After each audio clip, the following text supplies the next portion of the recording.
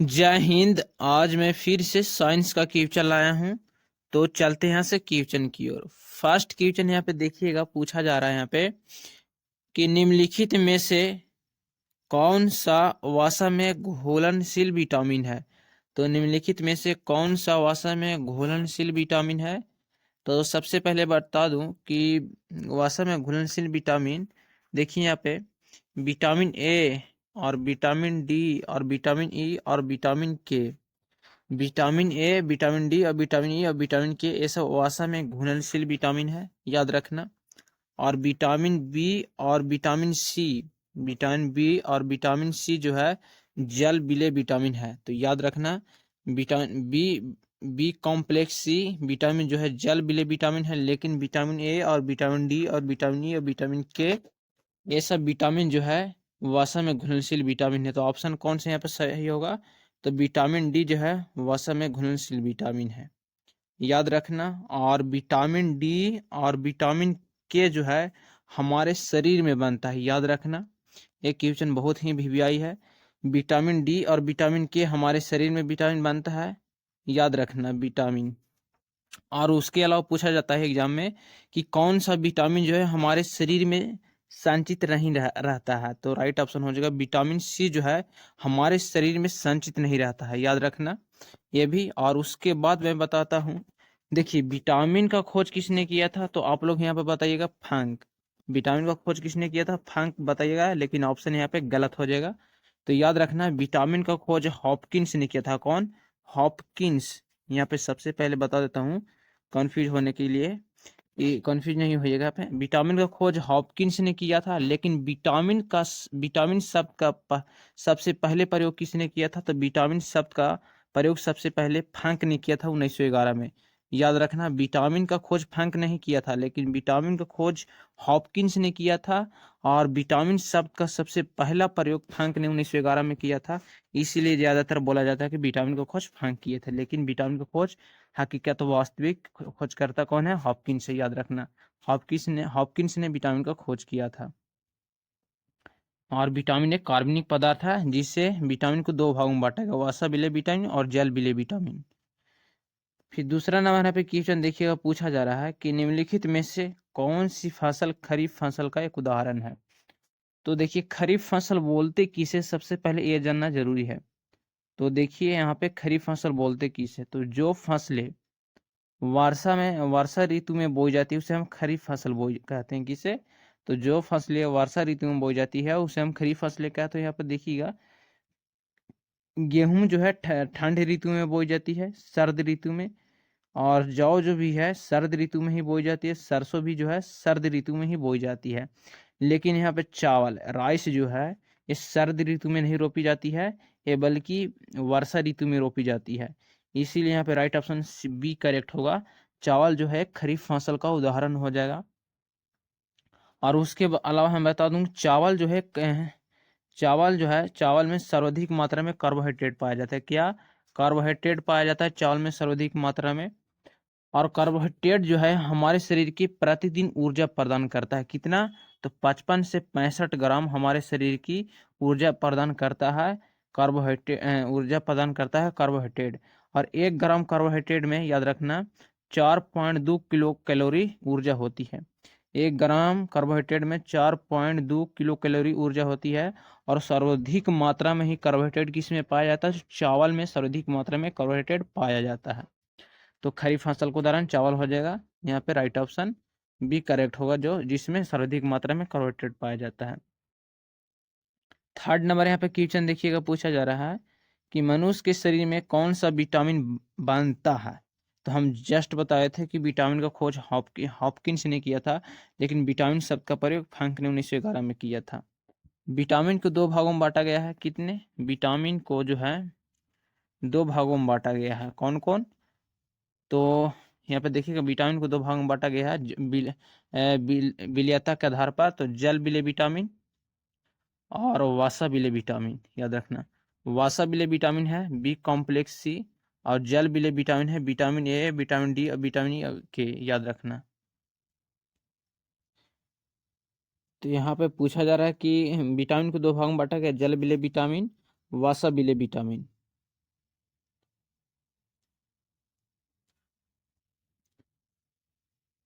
तो विटामिन को दो भागों में बांटा गया है, जल विलेय विटामिन और वसा विलेय विटामिन।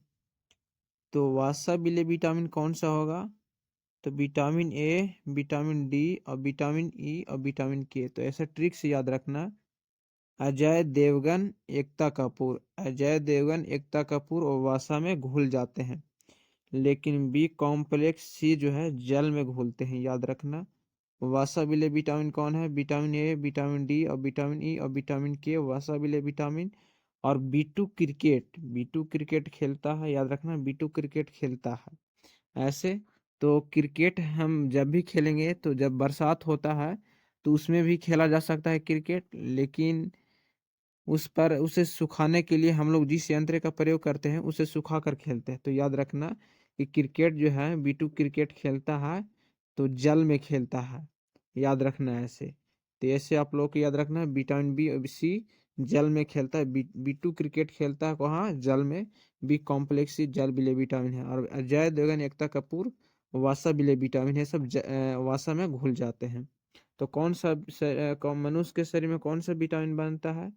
तो यहाँ पे पूछा जा रहा है, तो मनुष्य के शरीर में विटामिन जो बनता है विटामिन डी और विटामिन के जो है मानव शरीर में बनता है। विटामिन डी और विटामिन के मानव शरीर में बनता है, याद रखना।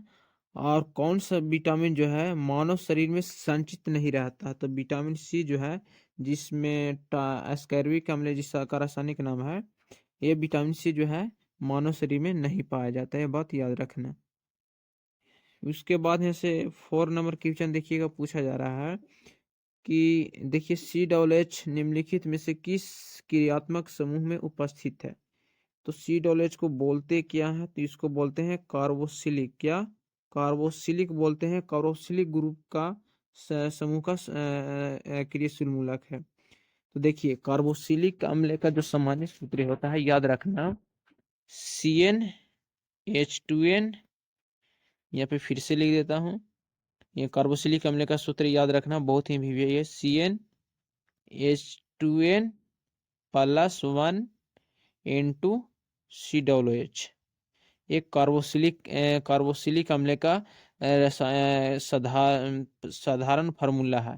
तो याद रखना, एग्जाम में पूछा गया था अभी, जस्ट ही रेलवे का एग्जाम हुआ था, उसमें एल्केन और एल्किन का फार्मूला पूछा गया था। तो यहाँ पे हो सकता है कि कार्बोक्सिलिक अम्ल का पूछ दे होने वाला एग्जाम में। तो कार्बोक्सिलिक अम्ल का जो सामान्य सूत्र था CnH2n +1 N2 COOH होता है, जो कार्बोक्सिलिक अम्ल का एक क्रियाशील मूलक है। तो इनमें किस क्रियात्मक समूह उपस्थित होता है? तो किस में उपस्थित होता है? कार्बोक्सिलिक अम्ल में उपस्थित होता है। और इसमें जो कार्बन है 0 से स्टार्ट होते हैं, कितने से? 0 से इसमें कार्बन संख्या स्टार्ट होती है, ये भी बात याद रखना।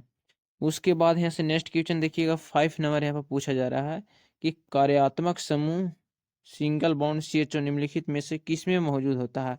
तो कार्यात्मक समूह सिंगल बॉन्ड CHO निम्नलिखित में किस में मौजूद होता है? तो CHO किसको बोलते हैं? तो CHO को बोलते हैं एल्डिहाइड। सबसे पहले क्रियात्मक समूह को सबसे पहले हम बता देते हैं। यहाँ पे देखिए, अगर OH समूह उपस्थित रहेगा, OH समूह, फिर से लिखता हूँ, OH समूह उपस्थित रहेगा तो हम लोग इसको बोलते हैं एल्कोहल। एल्कोहल समूह का क्रियाशील मूलक है। किसका? एल्कोहल समूह का क्रियाशील मूलक है। अगर CHO रहेगा, याद रखना, CHO रहेगा तो एल्डिहाइड समूह का क्रियाशील मूलक है। किसका? एल्डिहाइड समूह का क्रियाशील मूलक है। और देखिए यहाँ पर COOR, COOR रहेगा तो यहाँ पर एस्टर समूह का क्रियाशील मूलक है। किसका? एस्टर समूह का क्रियाशील मूलक है। ये तीनों याद रखना। उसके बाद और बताता हूँ, एस्टर तक बता दें। CO सिंगल, यहाँ पे याद रखना CO रहेगा यहाँ पे, तो ये कीटोन समूह का क्रियाशील मूलक है। किसका? कीटोन समूह का क्रियाशील मूलक है। 4 ठो हो गया। उसके बाद देखिएगा COOH रहेगा तो वो कार्बोक्सिलिक अम्ल का क्रियाशील मूलक है। और देखिएगा और रहेगा O रहेगा यहाँ पे O, तो ईथर समूह का क्रियाशील मूलक है। ये सब बातें याद रखना, ये सब क्रियाशील मूलक होते हैं जो एग्जाम में पूछे जाते हैं, हर एग्जाम में पूछे जाते हैं। तो यहाँ पे पूछा है CHO निम्नलिखित में किस में मौजूद होता है? तो CHO किस में मौजूद होता है? तो राइट ऑप्शन हो जाएगा एल्डिहाइड में मौजूद होता है। तो एल्कोहल का कौन सा है? OH रहेगा। कार्बोक्सिलिक का COOH रहेगा। और कीटोन का क्या रहेगा? CO रहेगा।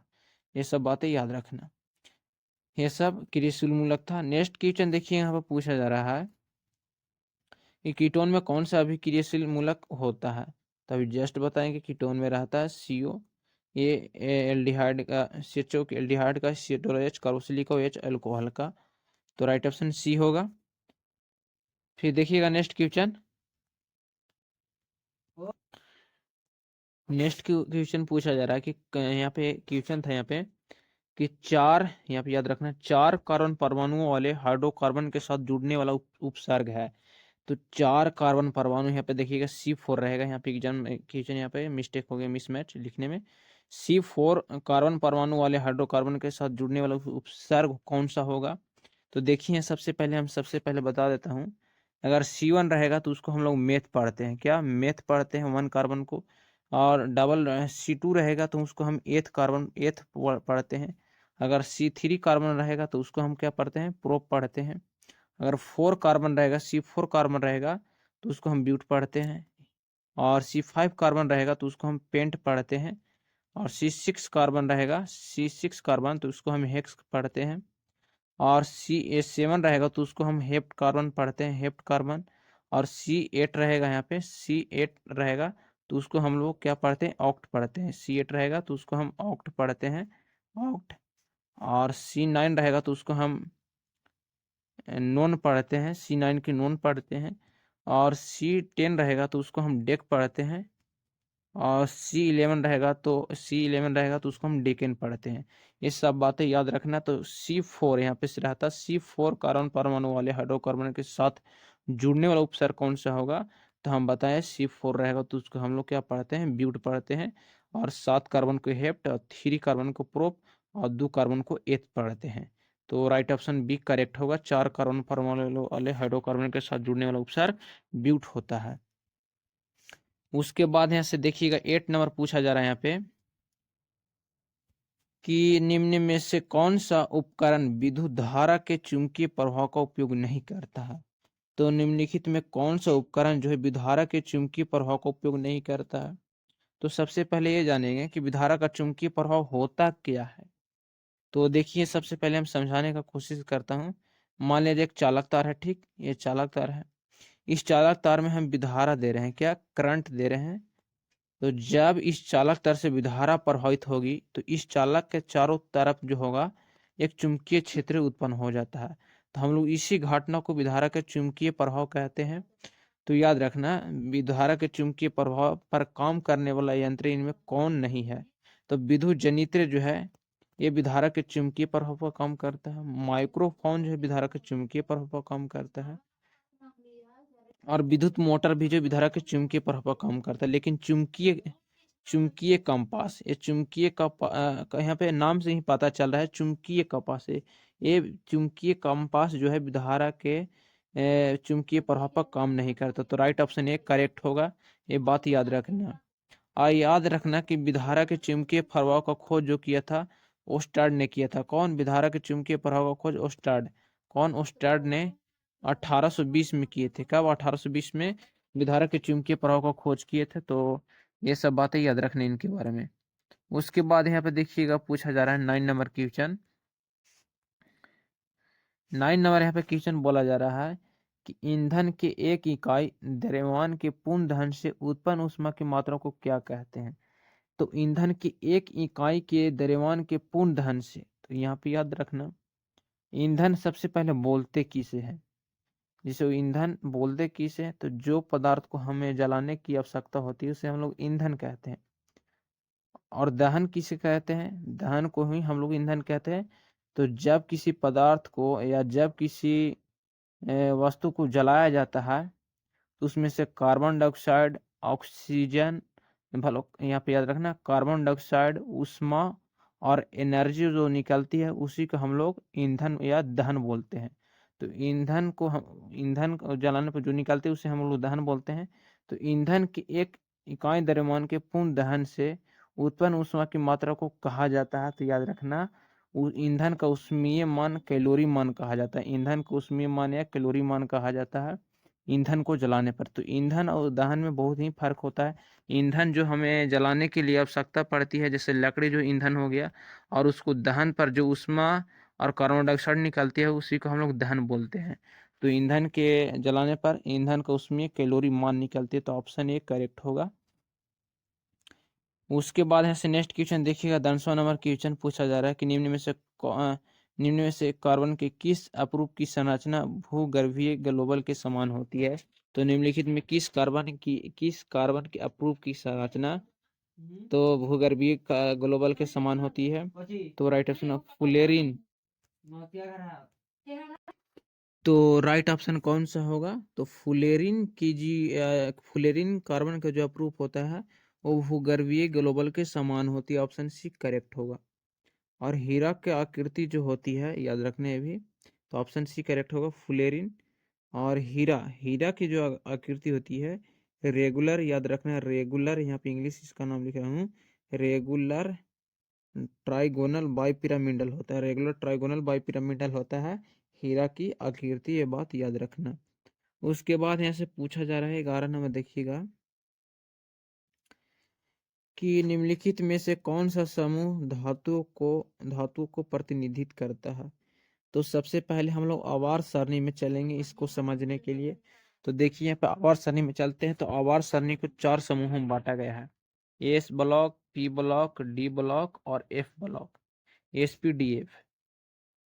तो सबसे पहले यहाँ पे देखेंगे वर्ग 13 से लेकर 18 तक, वर्ग 13 से लेकर 18 तक तत्वों को कौन सा तत्व बोला जाता है। वर्ग 13 से लेकर 18 तक तत्वों को हम लोग एस पी डी एफ, तो वर्ग 13 से लेकर 18 तक तत्वों को हम लोग पी ब्लॉक का तत्व बोलते हैं। कौन सा तत्व, पी ब्लॉक का तत्व बोला जाता है वर्ग 13 से लेकर 18 तक तत्वों को। और पी ब्लॉक में धातु, आधातु, उपधातु तीनों तत्व मौजूद होते हैं। तो धातु, उपधातु और धातु, उपधातु तीनों तत्व मौजूद होते हैं। तो देखिए वर्ग 16 के तत्वों को हम लोग ऑक्सीजन परिवार का तत्व है, जिसे हम लोग कैलकुलोजन बोलते हैं। वर्ग 16 के तत्वों को कैलकुलोजन या ऑक्सीजन परिवार का तत्व कहा जाता है। इसमें कौन कौन तत्व हैं, तो देखिएगा ऑक्सीजन परिवार कैलकुलोजन वर्ग 16 के तत्वों को बोला जाता है। तो इसमें ऑक्सीजन आता है, सल्फर आता है, ऑक्सीजन सल्फर सेलेनियम आता है, ऑक्सीजन सल्फर सेलेनियम। फिर से लिखता हूँ, वर्ग 16 के में कौन कौन सा तत्व आता है, इसे कैलकुलोजन बोला जाता है, याद रखना कैलकोजन बोला जाता है। और इसमें कौन कौन से तत्व आते हैं, ऑक्सीजन आता है, सल्फर आता है, सेलेनियम आता है, टेलुरिनियम आता है, oxygen sulphur selenium tellurium polonium आता है, oxygen sulphur selenium tellurium polonium आता है वर्ग 16 के तत्व में। और यहाँ से पूछा जा रहा है फिर वर्ग 2 के तत्वों को क्या बोला जाता है, तो वर्ग 2 के तत्वों को क्षारीय मृदा धातु बोला जाता है। वर्ग 2 के तत्वों को क्षारीय मृदा धातु बोला जाता है। और वर्ग 1 के तत्वों को बोला जाता है क्षारीय धातु, याद रखना वर्ग 1 के तत्वों को क्षारीय धातु बोला जाता है, वर्ग 2 के तत्वों को क्षारीय मृदा धातु बोला जाता है। तो वर्ग 2 में कौन कौन से तत्व आते हैं, यहाँ पे सबसे पहले देता हूँ वर्ग 2 में कौन कौन से तत्व आते हैं। तो वर्ग 2 में तत्व जो आता है बेटा, मांगे, काला सर्त, बाप राजी। तो देखिए यहाँ पे, तो बेरिलियम, मैग्नीशियम, कैल्शियम, अस्केडियम और बैरियम, बेटा, मांगे, काला सर्त, बाप राजी, ये सब तत्व आता है यहाँ पे। तो वर्ग दो के तत्वों को बोला जाता है क्षारीय मृदा धातु। और याद रखना उसके बाद यहाँ से है वर्ग 17 के तत्व। वर्ग 17 के तत्वों को हम लोग हेलोजन परिवार का तत्व कहा जाता है, याद रखना हेलोजन समूह का तत्व कहा जाता है।